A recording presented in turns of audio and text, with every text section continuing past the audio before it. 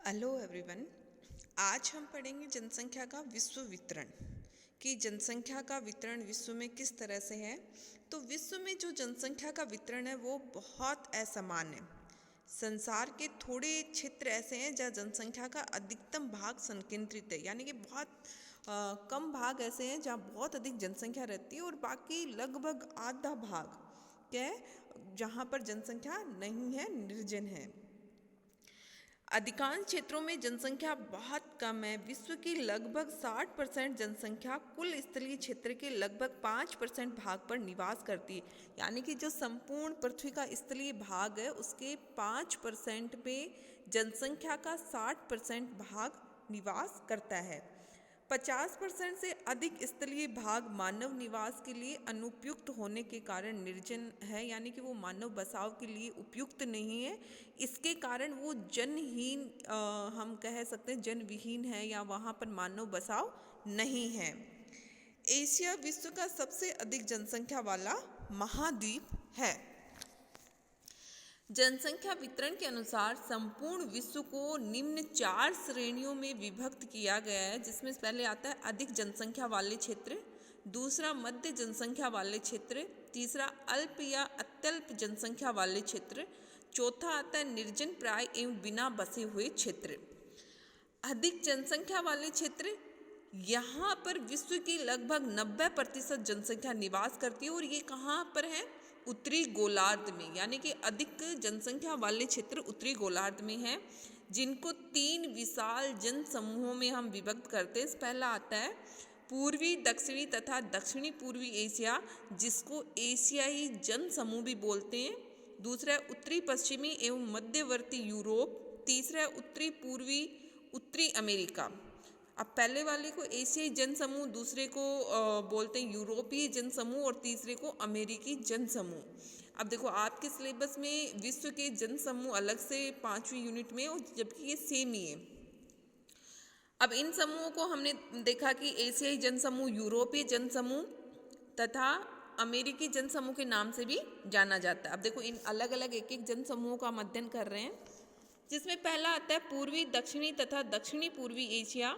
यह विश्व का विशाल मानव समूह है, जिसका विस्तार चीन, जापान से लेकर इंडोनेशिया होते हुए पाकिस्तान तक है। और देखो ये जो संपूर्ण क्षेत्र है, यहाँ पर मानसूनी जलवायु मिलती है, जिसके आधार पर इसको मानसून एशिया भी कहा जाता है। और इस एशियाई जन समूह को भी हम 3 भागों में या उपखंड में विभक्त करते हैं, जिसमें पहला आता है पूर्वी एशिया, जिसके अंतर्गत आते हैं चीन, जापान, कोरिया, वियतनाम आदि देश। फिर दूसरा उपखंड है दक्षिणी एशिया, जिसमें आता है भारत, पाकिस्तान, बांग्लादेश, श्रीलंका आदि। तीसरा आता है दक्षिणी पूर्वी एशिया, जिसमें आता है इंडोनेशिया देश। एशियाई जो जन समूह है वो मुख्य रूप से 10 डिग्री उत्तरी अक्षांश से 40 डिग्री उत्तरी अक्षांशों के मध्य स्थित है और यहाँ पर उष्ण तथा उपोष्ण कटिबंधीय जलवायु पाई जाती है। कृषि की प्रमुखता एशियाई जनसमूह की प्रमुख विशेषता है। चावल यहाँ की प्रमुख फसल है, जिसके प्रति हेक्टेयर उपज अन्य फसलों की तुलना में अधिक है। और देखो चावल में जो पोषक तत्व वो अधिक है। चावल की कृषि की अधिकता के कारण, या हम कहें कि चावल की खेती अधिक होने के कारण, इस जन समूह की जो सभ्यता है उसको चावल की सभ्यता भी कहते हैं। संपूर्ण प्रदेश में निर्वाह मूलक कृषि की जाती है, क्योंकि यहाँ जनसंख्या अधिक है और कृषि भूमि कम है, जोतों का आकार भी छोटा है, नवीन तकनीकों का अभाव है, परंपरागत प्राचीन उपकरणों का ये लोग प्रयोग करते हैं, उर्वरकों तथा उन्नत बीजों का कम उपयोग होता है इस कृषि में। तो यहाँ पर निर्वाह मूलक कृषि की जाती है, यानी कि जो भी उत्पादन करते हैं वो स्वयं ही उपभोग कर लेते हैं। एशियाई जन समूह में केवल जापान ही एक ऐसा देश है जो विकसित देशों की श्रेणी में आता है और एक औद्योगिक देश है।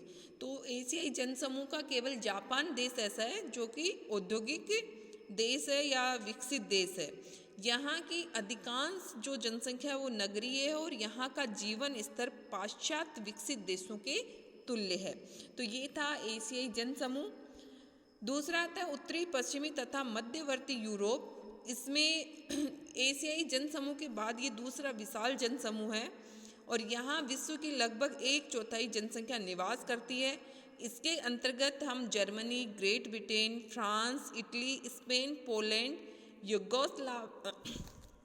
Yugoslavia, Czechoslovakia, Netherlands, Hungary, Belgium, जो कि उत्तर पश्चिमी या मध्यवर्ती यूरोप के देश हैं, इनको सम्मिलित करते हैं। यूरोपीय जो जन समूह है वो 40 डिग्री उत्तरी अक्षांश से 60 डिग्री उत्तरी अक्षांशों के मध्य मिलता है, और जिसकी भी सर्वाधिक सघनता है वो 45 डिग्री उत्तर से 55 डिग्री उत्तर अक्षांशों के मध्य यहाँ पर कोयला पेटी मिलती है। जैसे देखो हमने कोयला पेटी है जो कि यूरोप में है, तो इस कोयला पेटी के कारण यहाँ पर बहुत आधुनिक उद्योग और नगर विकसित हुए, और जिस कारण यहाँ जनसंख्या की भी सघनता मिलती है। औद्योगिक क्रांति से पूर्व यूरोप में यहाँ पर जीवन यापन का जो साधन था वो कृषि था, लेकिन समशीतोष्ण जलवायु और उसके अनुकूल पर्याप्त वर्षा कृषि कार्यों के साथ ही जन स्वास्थ्य के लिए भी क्या है, अनुकूल है। तो इस कारण यहाँ पर जनसंख्या का दबाव इसलिए भी हुआ कि जलवायु अनुकूल है। गेहूं, जौ, राई, मक्का, चुकंदर, आलू आदि यहाँ की प्रमुख फसलें हैं। यहाँ जनसंख्या के संकेंद्रण का मुख्य आधार विनिर्माण उद्योगों का विकास। अब देखो कोयला पेटी है, तो कोयला पेटी के भीतर और उसके समीपवर्ती भागों में और भी खनिज जैसे लोहा है, मैग्नीज है के पर्याप्त भंडार है, जो औद्योगिकरण में सहायक है। इस सघन जनसंख्या की पेटी को यूरोपीय जनसंख्या की धुरी भी कहा जाता है। यूरोपीय जो औद्योगिक पेटी है उसका पश्चिमी विस्तार अधिक है और पूर्व की ओर ये सक्रिय या संकीर्ण होती जाती है। औद्योगिक और नगरीय सभ्यता यूरोपीय जनसमूह का विशिष्ट लक्षण है। जनसंख्या की जीविका के प्रमुख स्रोत द्वितीय एवं तृतीय क्रियाएं, यानी कि यहाँ पर अधिकांश लोग द्वितीयक और तृतीयक क्रियाओं में लगे हुए हैं।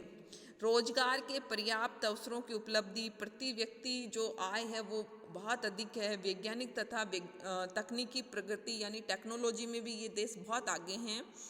औद्योगिक तथा व्यापारिक विकास और उच्च नगरीकरण आदि के फलस्वरूप इस जन समूह में जो जीवन स्तर है वो उच्च है, और आधुनिक सुविधाएं यहाँ सबसे अधिक, या कहें कि आधुनिक सुविधाओं से ये पूर्ण है।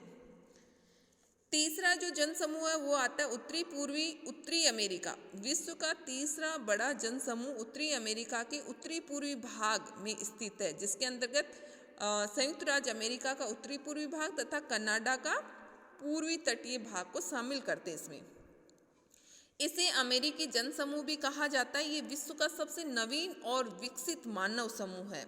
अब देखो हमें पता है कि जो उत्तरी अमेरिका जन समूह है उसका विकास कैसे हुआ कि यहाँ पर यूरोपीय लोगों ने क्या किया था, प्रवास किया था, और यूरोपीय प्रवास के कारण ही ये उद्भव और विकसित हुआ है। उद्योग, व्यापार तथा वाणिज्यिक क्रियाओं की बहुलता, उच्च नगरीकरण, यंत्रीकृत कृषि होती है यहाँ पर, ये सभी क्या है अमेरिकी जन समूह की प्रमुख विशेषताएं हैं। यहाँ की 95% जो जनसंख्या है वो नगरों में निवास करती है। प्रति व्यक्ति आय अधिक है, रहन सहन का स्तर भी बहुत उच्च प्रकार का है। अब देखो इस जन समूह की लगभग सारी विशेषताएं किससे मिलती है, यूरोपीय जन समूह से मिलती है, लेकिन ये यूरोपीय जन समूह से भी अधिक विकसित तथा संपन्न है। तो ये थे अधिक जनसंख्या वाले जो क्षेत्र थे, या अधिक जनसंख्या वाले हम कहें जन समूह, विश्व के प्रमुख जन समूह थे वो।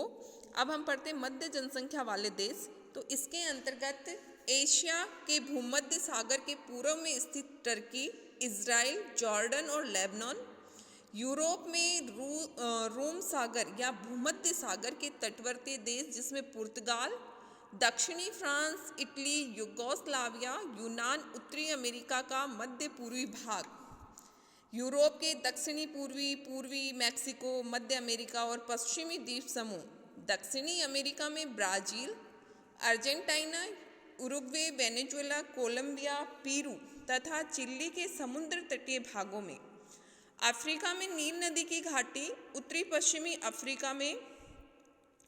पश्चिमी अफ्रीका के तटवर्ती भाग जिसमें गिनी वगैरह देश आते हैं, और दक्षिणी पूर्वी अफ्रीका, ऑस्ट्रेलिया के दक्षिणी पूर्वी मैदानी भाग, न्यूजीलैंड देश, इन सबको हम मध्य जनसंख्या वाले क्षेत्र के अंतर्गत शामिल करते हैं। अब देखो ये क्षेत्र ऐसे हैं जहाँ प्राकृतिक तथा मानवीय दशाएं अधिक जनसंख्या के भरण पोषण के लिए उपयुक्त नहीं है, किंतु वे मानव निवास के लिए ऐसा भी नहीं है कि बिल्कुल ही अनुपयुक्त है। कहीं कहीं भौगोलिक दशाएं मानव निवास के उपयुक्त है, तो लेकिन इसका विस्तार बहुत कम है। तो ये इसके अंतर्गत इन सभी देशों को हम शामिल करते हैं। अगला आता है अल्प एवं अत्यल्प जनसंख्या वाले क्षेत्र। इसके अंतर्गत उन क्षेत्रों को शामिल करते हैं जहाँ जनसंख्या का बसाव बहुत कम है, और ये भी जो बसाव है वो यत्र तत्र यानी कि बिखरा हुआ बसाव है, किंतु ये क्षेत्र पूर्णतः भी जन रिक्त या जन विहीन नहीं है, यानी कि यहाँ पर लोग रहते हैं लेकिन वो बिखरे हुए मानव बसाव के रूप में रहते हैं। इन क्षेत्रों में जलवायु, मिट्टी, जलापूर्ति आदि का अनुपयुक्त होना तथा आर्थिक संसाधनों, यातायात के साधनों आदि का अभाव जनसंख्या वृद्धि तथा सघनता में क्या है, अवरोधक है। इसके अंतर्गत इस प्रकार के क्षेत्र सामान्यतः मरुस्थलों, भूमध्य रेखीय घने जंगली भागों के भार स्थित सीमांत क्षेत्रों, यानी कि भूमध्य रेखीय जो वन है उनके जो भारी क्षेत्र हैं उनमें कनाडा तथा यूरेशिया के टैगा वन प्रदेशों में मिलते हैं। एशिया में पश्चिमी चीन, तिब्बत, मंगोलिया, एशियाई रूस के विस्तृत भूभाग में अल्प जनसंख्या निवास करती है। अब देखो जो एशियाई रूस है जिसमें साइबेरिया रूस आता है, वहाँ पर जनसंख्या निवास करती है लेकिन अत्यल्प मात्रा में, क्योंकि वहाँ बहुत ठंडी रहती है और दलदली भूमि है, तो ये सब उसके अंतर्गत आते हैं। अगला आता है निर्जन प्राय एवं बिना बसे हुए क्षेत्र। तो हमने देखा था कि स्टार्टिंग में कि विश्व का जो 50% स्थलीय भाग है वह पूर्णतः या लगभग जन रिक्त है, और यहाँ स्थायी मानव निवास का अभाव है, और ऐसे क्षेत्र या तो बहुत ठंडे हैं या बहुत गर्म है, या अत्यधिक वर्षा होती है, या बहुत सूखे हैं, या धरातलीय विषमता मिलती है। तो ये सब जो यहाँ पर भौगोलिक दशाएं हैं ये मानव निवास के सर्वथा प्रतिकूल है, और जिसके कारण यह स्थायी मानव निवास नहीं कर सकता है। और यहाँ पर मानव बसाव के अभाव के लिए जो सबसे उत्तरदायी कारक है वो है जलवायु। जलवायु की कठोरता ही सर्वाधिक उत्तरदायी है। विश्व के बिना बसे हुए प्रदेश जो अति प्रधान है उनको हम 4 भागों में बांटते हैं, जिसमें पहला आता है अति शीत प्रदेश, जिसमें टुंड्रा प्रदेश, अंटार्कटिका महाद्वीप के जहाँ पर बहुत अधिक ठंडी रहती है, तो इतनी अधिक ठंडी में यहाँ पर केवल कुछ जनजाति मिलती है, बाकी ये पूरा जन रिक्त क्षेत्र है। दूसरा आता है अति शुष्क प्रदेश, जहाँ पर जो निम्न तथा मध्य अक्षांशों में जो मरुस्थल स्थित है, जैसे जिसमें अफ्रीका में सहारा मरुस्थल, कालाहारी मरुस्थल, एशिया में अरब थार, तुर्किस्तान, गोबी, तकलामकान मरुस्थल, उत्तरी अमेरिका में ग्रेट बेसिन, दक्षिणी अमेरिका में पैटागोनिया तथा आटाकामा मरुस्थल, पश्चिमी ऑस्ट्रेलिया का मरुस्थल संसार के बहुत बड़े बड़े शुष्क प्रदेश हैं जहां वर्षा एवं जल के अभाव के कारण वनस्पतियों का विकास नहीं हो पाता है। और देखो इस तरह के जब पूरा रेत ही रेत हो और तो वहाँ पर जनरिक्त क्षेत्र होता है, क्योंकि वो मानव बसाव के लिए उपयुक्त नहीं होता है। अगला आता है अति उष्ण आर्द्र प्रदेश। इसमें भूमध्य रेखीय प्रदेशों में क्या होता है कि तापमान वर्ष भर बहुत ऊंचा रहता है, बारिश अधिक होती है, आर्द्रता अधिक होती है, सघन वनस्पति मिलते हैं, ऊंचे ऊंचे वृक्ष मिलते हैं। तो ये सभी कारण, और वहाँ पर बहुत अधिक जहरीले जो जानवर है, जहरीले सांप, कीड़े मकोड़े, मच्छर, मक्खी, ये बहुत पनपते हैं और ये सभी मानव के लिए घातक है। तो यहाँ पर जो हवा है वो भी बहुत धीरे धीरे चलती है, उमस भरा मौसम रहता है। तो इस कारण से ये भी जो क्षेत्र है वो मानव बसाव या मानव विहीन है। अगला आता है उच्च पर्वतीय प्रदेश। ऊंचे पर्वतों के ऊपरी भाग जहाँ पर विषम धरातल है, तीव्र ढाल है, प्रतिकूल पर्यावरण, इन सभी कारणों के कारण क्या है, जन विहीन है। और देखो उच्च पर्वतीय भागों में भोजन का अभाव है, शीतल तथा अहितकर जलवायु, आवागमन की सुविधा भी वहाँ पर प्राप्त नहीं होती है। तो ये इन सब कारण के कारण ये जनरिक्तता के प्रमुख कारण हैं। तो ये जिसमें हम हिमालय, एशिया में हिमालय है, उत्तरी अमेरिका में रॉकी पर्वत, दक्षिणी अमेरिका में एंडीज, यूरोप के आल्प्स पर्वत के जो अधिकांश उच्चवर्ती भाग है वो पूर्णतः जनविहीन है। उष्णकटिबंधीय पर्वतों की जलवायु प्राय स्वास्थ्यवर्धक होती है, लेकिन यहाँ पर जो मध्य या उच्च अक्षांशीय पर्वतों की जलवायु बहुत अति शीतल और कठोर होती है, जिसके कारण ऐसे भू क्षेत्र सामान्यतः जनरिक्त होते हैं। तो ये था विश्व में जनसंख्या वितरण, जिसमें हमें 4 भागों में बांटा: अधिक जनसंख्या वाले क्षेत्र, मध्य जनसंख्या वाले क्षेत्र, कम या अत्यल्प जनसंख्या वाले क्षेत्र और निर्जन प्राय या बिना बसे हुए क्षेत्र।